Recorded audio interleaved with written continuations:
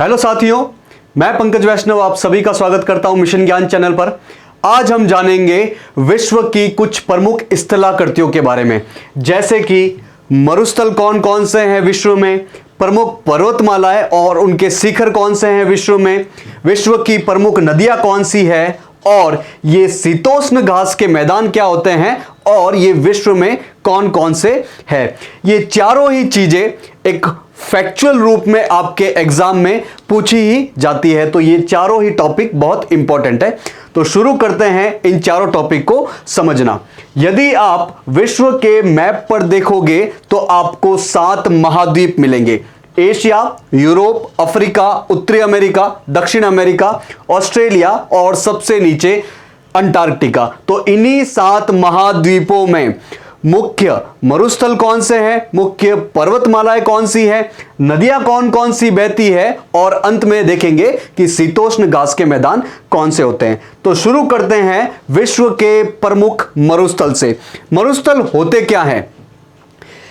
ऐसे क्षेत्र जहां पर या तो बारिश कम होती हो या तापमान बहुत ज्यादा हो और इस वजह से वहां पर किसी प्रकार की कोई वनस्पति या तो बिल्कुल ही नहीं पाई जाएगी या बहुत कम पाई जाएगी। इन क्षेत्रों को मरुस्थल कहा जाता है। मरुस्थल गर्म भी हो सकते हैं और मरुस्थल ठंडे भी हो सकते हैं। जैसे यदि भारत की बात की जाए तो जो थार का मरुस्थल है वो गर्म मरुस्थल के अंतर्गत आएगा। वहीं लद्दाख, जो कि भारत के सबसे उत्तरी क्षेत्र में आता है, वो एक ठंडा मरुस्थल है। वहां का तापमान कम है लेकिन बारिश नाम मात्र की होती है, इसलिए वहां पर वनस्पति बहुत ही नगण्य पाई जाती है। तो लद्दाख भी एक मरुस्थलीय क्षेत्र है।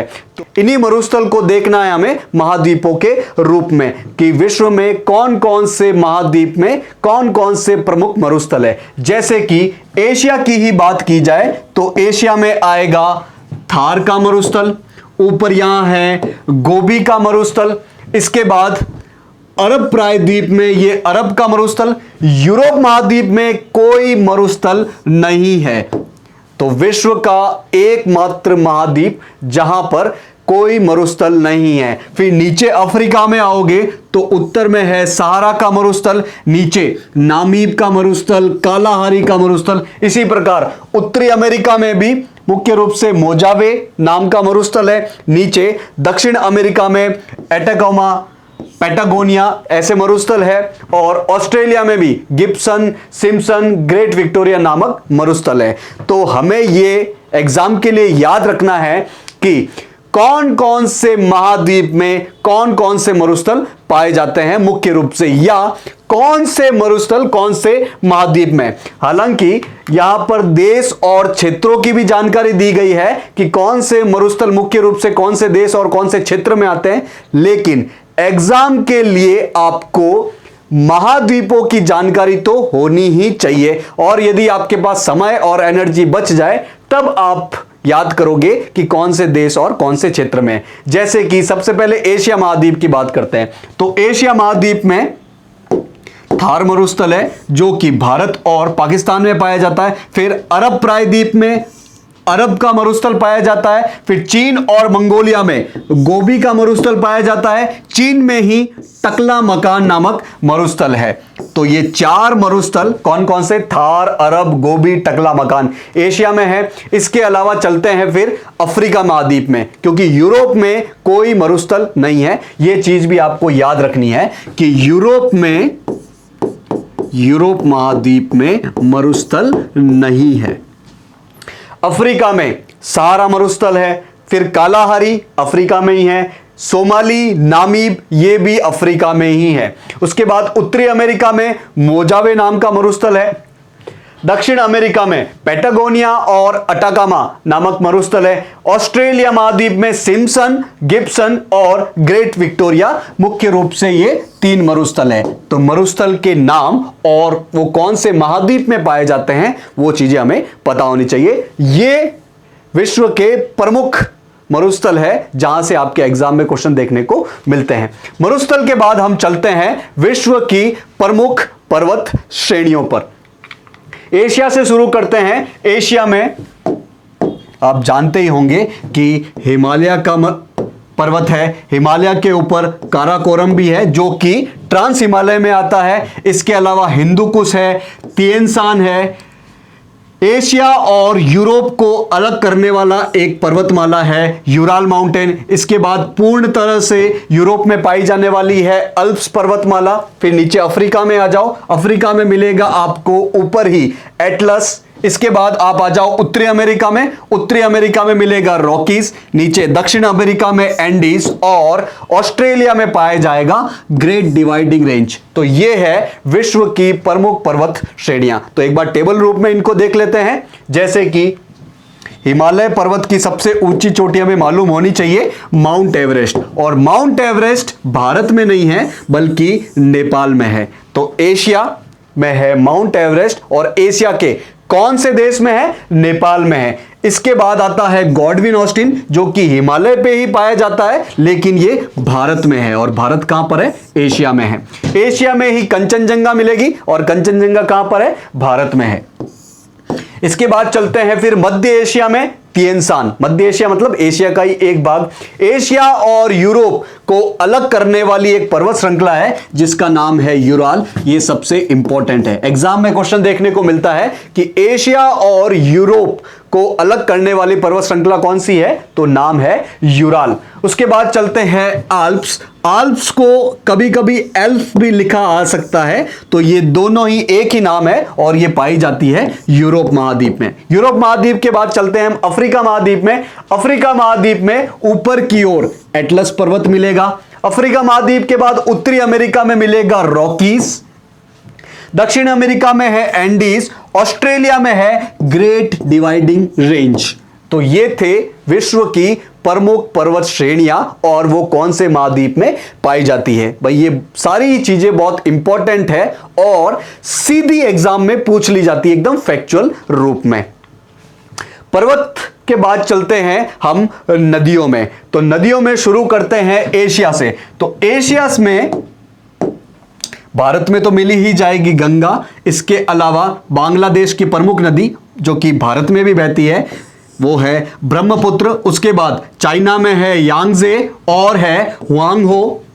उसके बाद यूरोप में बहती है वोल्गा।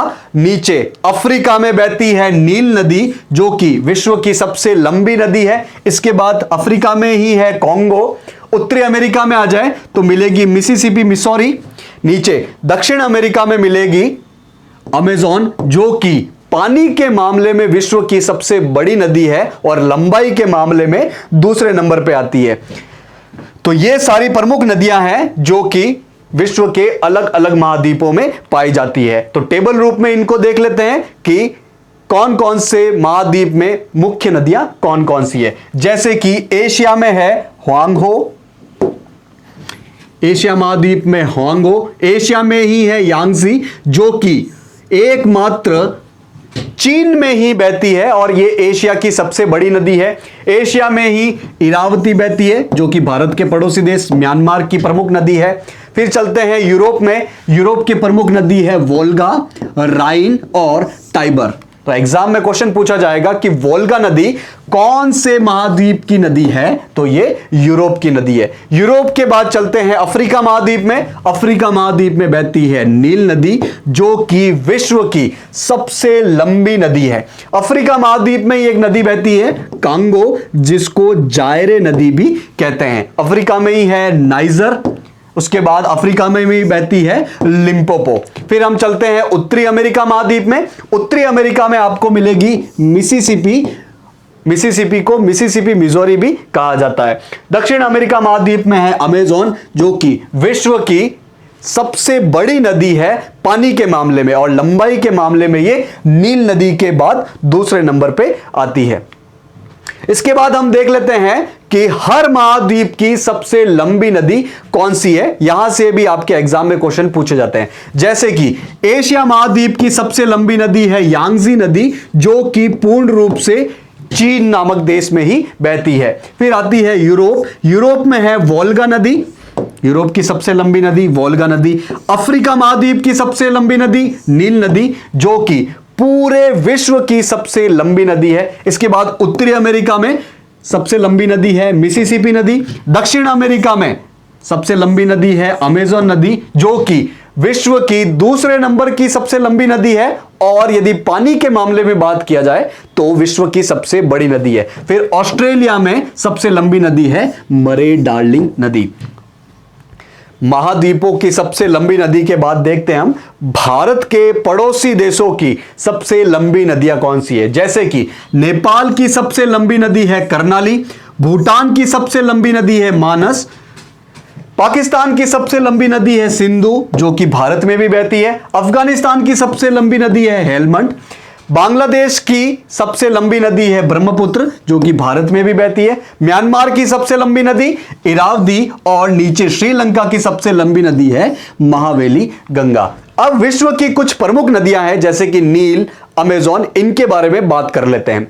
जैसे कि नील नदी अफ्रीका में बहती है और ये विश्व की सबसे लंबी नदी है। चूंकि ये विश्व की सबसे लंबी नदी है इसलिए इसकी लंबाई हमें पता होनी चाहिए, 6650 किलोमीटर है लगभग। मिस्र को नील नदी की देन भी कहा जाता है। तो एग्जाम में क्वेश्चन देखने को मिलेगा कि किस क्षेत्र को नील नदी की देन कहा जाता है, तो मिस्र को नील नदी की देन कहा जाता है। नील नदी बनती कैसे है? नील नदी दो नदियों से मिलकर बनती है, एक तो नीली नील नदी और एक सफेद नील नदी। नीली नील नदी और सफेद नील नदी दोनों मिलकर नील नदी का निर्माण करती है, और नील नदी अंत में बह जाती है भूमध्य सागर में। और यह भूमध्य सागर किस महासागर का हिस्सा है? ये अटलांटिक महासागर का हिस्सा है। तो यदि महासागर रूप में क्वेश्चन पूछा जाए कि नील नदी कौन से महासागर में गिरती है, तो अटलांटिक महासागर। लेकिन यदि ऑप्शन में भूमध्य सागर हो तो अपना सही जवाब होगा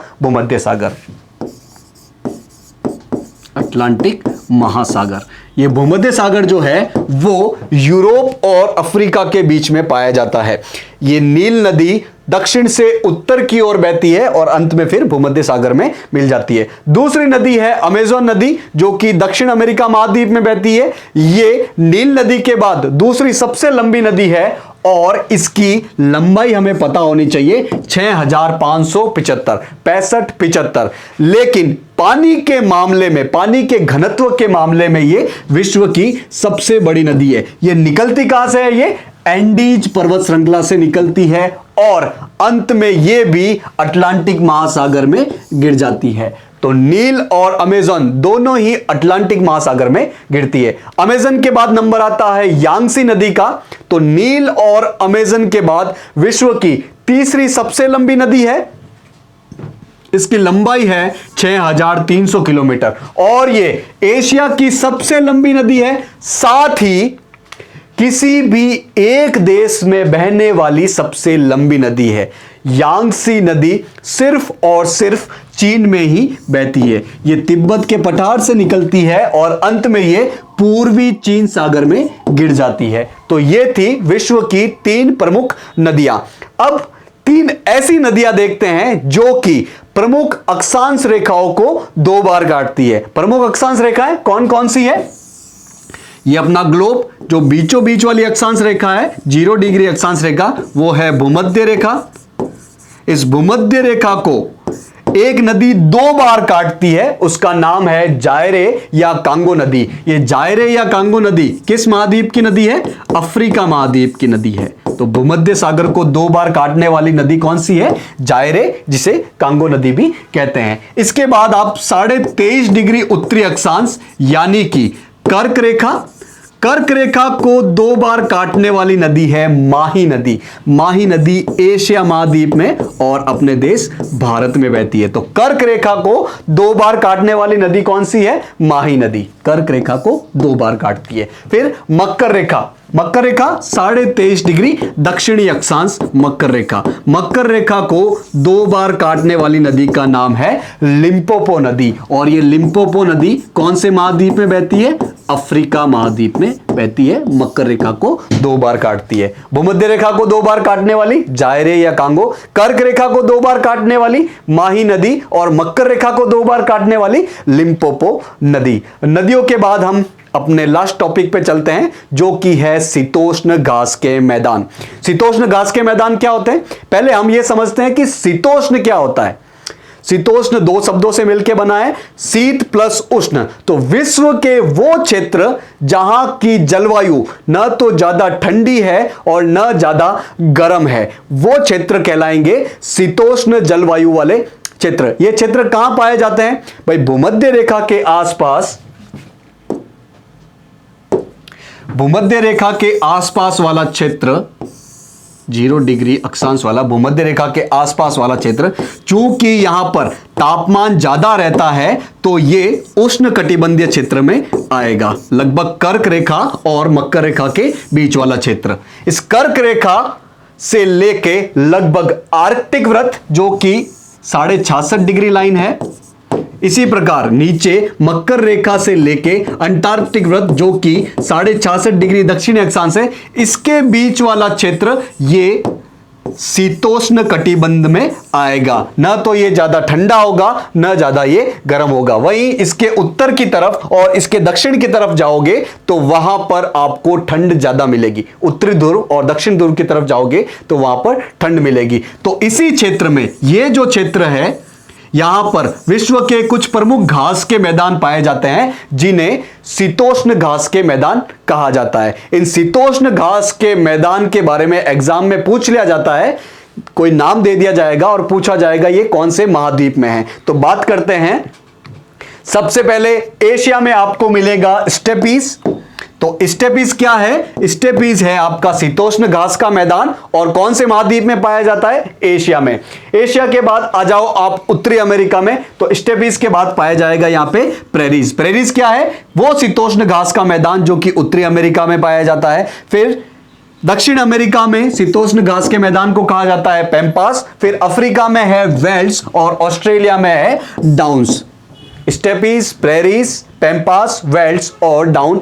इसके अलावा यूरोप में हंगरी में मिलेगा पुस्ताज। स्टेपीज, प्रेरीज, पैम्पास, वेल्स, डाउन और पुस्ताज। ये सवाना क्या है? सवाना शीतोष्ण घास के मैदान नहीं है बल्कि उष्ण घास के मैदान है। उष्ण कटिबंधीय क्षेत्र में पाए जाने वाले घास के मैदान है। तो विश्व में प्रमुख शीतोष्ण कटिबंधीय घास के मैदान कौन से हैं? एक तो है स्टेपीज। स्टेपीज कहां पाया जाएगा?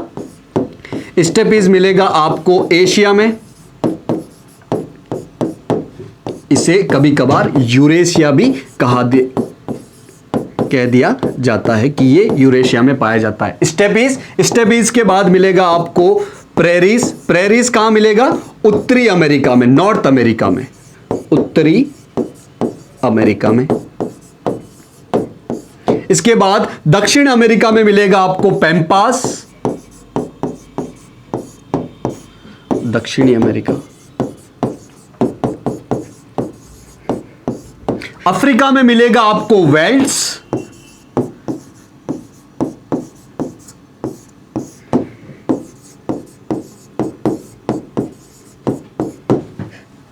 ऑस्ट्रेलिया में मिलेगा आपको डाउन्स।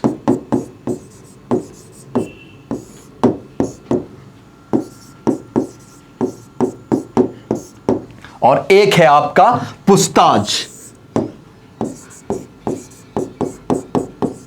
पुस्ताज आपको मिलेगा यूरोप के हंगरी में मुख्य रूप से।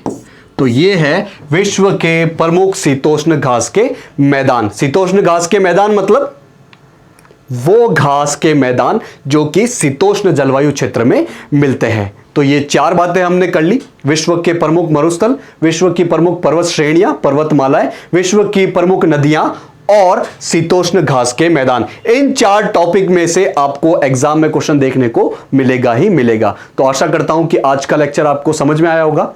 मिशन ज्ञान से जुड़ने के लिए आप सभी लोगों का बहुत बहुत धन्यवाद।